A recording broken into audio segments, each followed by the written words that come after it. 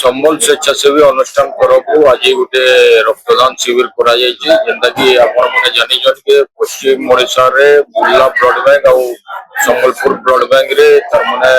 रक्तर बहुत अभाव होची पूरा दिन नाई मिलवार रोगी मान को रक्त से लगी आमे संबल अनुष्ठान तरफ गोटे रक्तदान शिविर करूँ से रक्तदान शिविर की आज मान्यवर सांसद आमर केंद्र मंत्री शिक्षा मंत्री से आसिक आज धर्मेंद्र प्रधान से उद्घाटित करते ये रक्तदान शिविर चली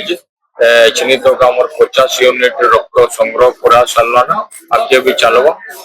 पाखापाखि 100 यूनिट रक्त आज संग्रह कर आशा अच्छी रक्त अभाव कैंसी भी गोटे रोगी जनता तार जीवन ना जाऊ से लगी आम संबल अनुष्ठान सब चेष्टार अच्छे